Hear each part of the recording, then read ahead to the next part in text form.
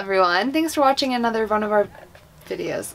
It's on Russian. Let me start again. You do a lot of that at the beginning of the videos, your V's and W's. In today's video, we're going to go over stealth camping in a city in a van and a bus. Pros and cons of each. Just in general, there is kind of an art to it really in both vehicles. There's some things you can't do in either vehicle really. I guess mainly if you're going to try and park residentially, you really shouldn't park up in a spot not more than a night, just because we've had some negative experiences being parked in residential areas with the cops coming because the residents didn't feel uncomfortable. Especially if you see a homeowners association, just stay out of that neighborhood altogether. Yeah. One thing that's different than the van than the bus is we've gotten to places in the bus and parked at a slant and been like, well, this is how we're parked because we don't want to turn it back on and go through the whole process of starting this huge thing up. If you're just in a Sprinter van, it's probably not that big of a deal just to fire it back up and pull out of the spot. Yeah, so I guess that is somewhere where the van might take the lead. Overall, it's obvious the van is definitely the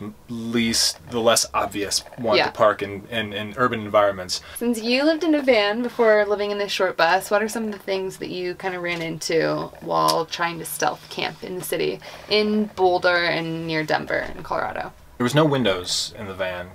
So that was kind of double-edged because you didn't have to worry about covering the windows, but at the same time you just feel like you're in a box the whole time. Yeah. So definitely if you're claustrophobic, you feel it in the van. There is a lot involved in it. Like the reason I wanted to get into it in the first place was to be able to go places and open up and sort of make the world my backyard. When you have to urban camp, then you really feel like you live in a little tiny box and it doesn't feel that homey after a few weeks of trying to park on the side of the road and stuff like that. Right. One thing that I always notice when I'm just driving around that always helps me to determine if it's a conversion or just like a school bus or just a regular Sprinter van are the solar panels on top. That's a dead giveaway. I see the solar panel or a solar rack on top and I know someone's probably living in there. People can see the top of your van and see the solar panels that are up there. If you were to park underneath a tree or something, then you're not utilizing the solar powers at all. Exactly, but you're hiding your panels. So yeah, it's like you have to keep them conspicuous for the sake of energy. A good resolution to that would be the solar panels that we use that are like really, really thin in shape around the top so that unless you're looking at it from a bird's eye view, they just the thin little kind of sticky solar panels. So if you have to urban camp and you do have windows, make sure you cover up the windows when you're parked at night. Blackout. Somewhere, blackout curtains at that. If you're somewhere like we are right now, we're in a residential area, so we can kind of open up a little bit, but not crazy, like have our chairs outside or whatever, because we don't want to draw too much attention to the fact that we're here. That's kind of a nice compromise with the bus, is that it feels like more of a walkable apartment space in here, so it doesn't make you feel so claustrophobic having to be in a tiny space. When we can't open it up and we're parked somewhere that's, in the middle of an urban environment, then it doesn't feel like you're stuck in a little box. Like we made it feel like a home in here, and all the windows then actually add something to it because they make it feel like a really nice open apartment.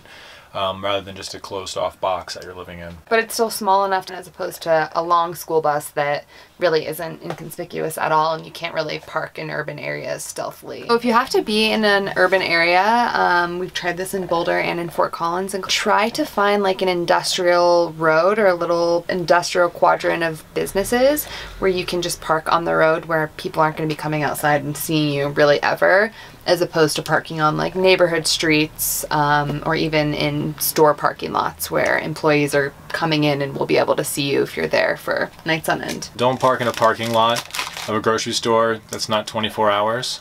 You'll be the only car in the parking lot come 3 a.m. and extremely noticeable. If you're in the transition right now, if you're trying to decide whether you want to go van life or short bus life, hopefully we gave you some information that might help you make the decision, because there's compromises on both ends. Compromises for van life are going to be, you're going to sacrifice size, sort of livability, probably not going to have a shower and might not have a bathroom, but discretion, being able to sleep pretty much anywhere, at least for one night. On the other hand, the bus, the short bus, we never feel really cramped. We have a big wide open space. We have room for a shower. We have our toilet in here.